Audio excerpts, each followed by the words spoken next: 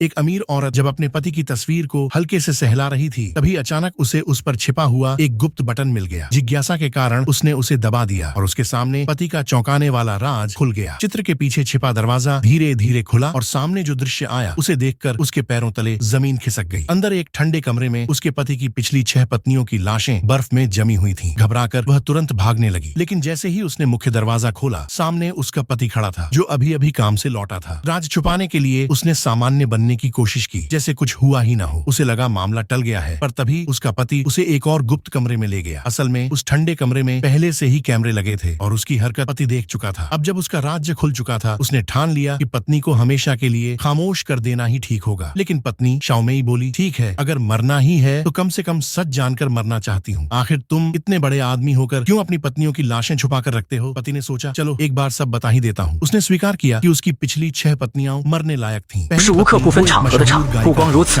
更是每天拉着他去 KTV 听歌，而这些富豪都可以容忍，唯独不能。 बचकानी शरारतें और मजाक से पति परेशान हो गया। आखिरकार उसने उसे एक चुंबन देकर गिलोटिन फांसी मशीन पर मार डाला। दूसरी पत्नी वो एक मॉडल थी, बाहर से शालीन और ठंडी, पर असल में एक धोखेबाज। असलियत में वह एक सड़क किनारे खड़ी होने वाली औरत थी, जो सिर्फ उसका पैसा चाहती थी। उसने अपनी प्रेमिका के साथ मिलकर पति को मारने की साजिश रची, लेकिन पति ने पहले ही सब सुन लिया और झूमर की रस्सी खोलकर दोनों को कुचल डाला। तीसरी पत्नी वह एक नन थी, बेहद पवित्र दिखने वाली, लेकिन शादी के बाद पति को पता चला कि वह असल में दिल फेंक औरत थी। सैकड़ों प्रेमी उसके पीछे थे। वह हमेशा अपने पुराने प्रेमियों की बातें करती। पति ने गुस्से में उसे जिंदा ताबूत में बंद करके मार डाला। चौथी पत्नी वह एक ताकतवर औरत थी, पर उसकी छुपी हुई प्रवृत्ति थी। वह एक मसोचिस्ट, दर्द की दीवानी थी। वह पति से रोज मार खाने की जिद करती। पति तंग आकर उसे पानी में डुबोकर मार देता है। पांचवी पत्नी वह मासूम सी लड़की थी, लेकिन शादी के बाद उसने पति में कोई दिलचस्पी नहीं दिखाई। वह हमेशा जानवरों के साथ खेलती और पति से दूर रहती। पति गुस्से में आकर अपने बात से उसे मरवा देता है। छठी पत्नी वह असल में एक खतरनाक और चालाक औरत थी। उसने पति को फंसाकर मारने की योजना बनाई ताकि उसकी संपत्ति हड़प सके, लेकिन पति पहले ही सब समझ गया और शिकार पर ही उसे गोली मार दी। उसकी लाश भी उसने ठंडे कमरे में रख दी। पति ने फिर शाओमेई से कहा, अब तुम्हारी बारी है, तुम मेरी 7वीं पत्नी हो। लेकिन शाओमेई ने पलट कर जवाब दिया, पिछली 6 पत्नियां चाहे जैसी भी थीं, बात असल में तुम में ही गड़बड़ है।